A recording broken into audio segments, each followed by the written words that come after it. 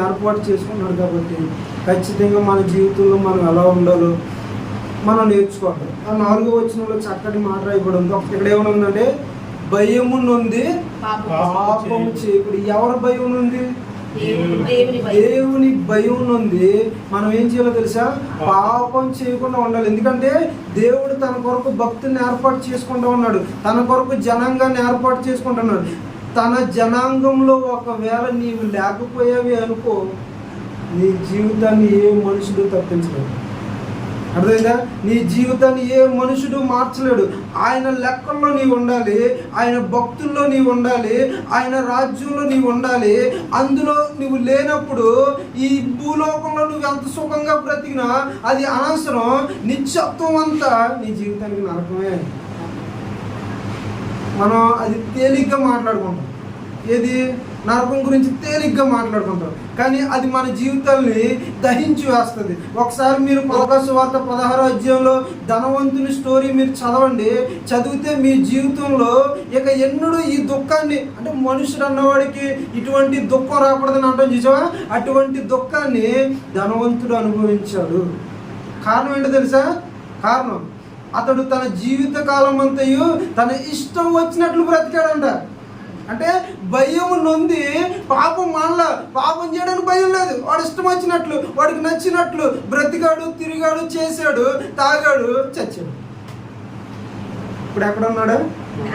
అందుకని భయము నొంది పాపం చేయకూడదు. ఎందుకంటే దేవుడు పని ప్రారంభించాడు, కొంతమందిని ఏర్పాటు చేసుకోవడానికి సిద్ధపడ్డాడు. ఆ ఏర్పాట్లో నీవు ఉండాలంటే భయం నొంది పాపం చేయకుండా ఉండాలి. అని భయం నుండి పాపం చేయకుండా మనం చాలా జాగ్రత్తగా ఉండాలి. నేను వ్యభిచారం చేయట్లేదు కదండి, నేను ఏ పనులు చేయట్లేదు అంటే కొన్ని చిన్న చిన్న పాపాలు ఉంటాయి. మనసులో కోపం పెట్టుకోవడం, మనిషిని తిట్టుకోవడం, అర్థమైందా? ఇవన్నీ కూడా. నేను ఇంకో విషయం ఏంటంటే ప్రార్థన చేయకపోవడం కూడా పాపమే. ఇప్పుడు చెప్పండి, మీరు పాపం చేస్తున్నారా లేదా? ప్రార్థన చేయకపోవడం కూడా పాపమే.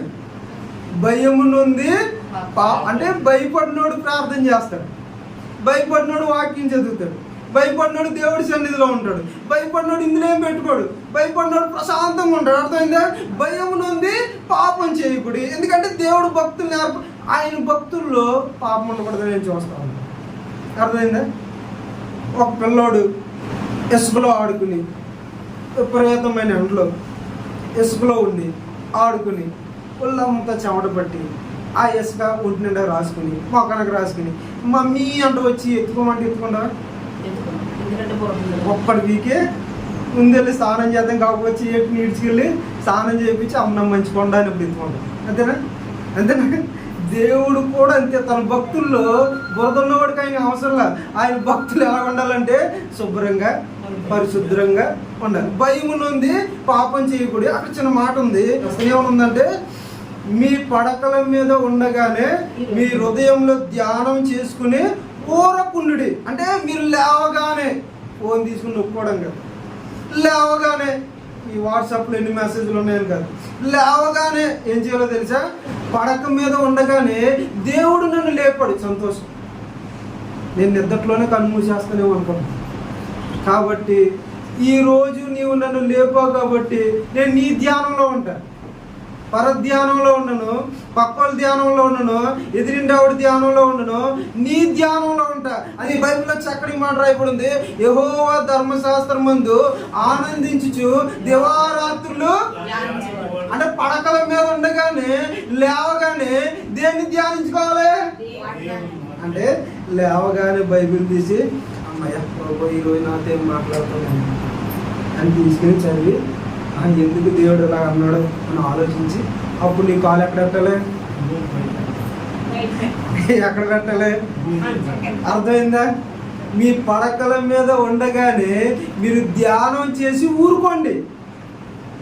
ఇక ఆ రోజంతా కృపాక్షేమాలే, ఆ రోజంతా సమాధానాలే, ఆ రోజంతా ఆనందాలే. అర్థమైందే? దావీదు ఎంత బాగా చెప్తున్నాడు చూసా. దేవుడు తన కొరకు భక్తుల్ని ఏర్పాటు చేసుకుంటా ఉన్నాడు. ఎందుకు ఏర్పాటు చేసుకున్నాడో చెప్తా ఉన్నాడు. ఆ ఏర్పాటు చేసుకున్న భక్తులు ఎలా ఉండాలంటే దేవుని భయం కలిగి పాపం చేయకుండా ఉండాలి. పడకల మీద ఉండగానే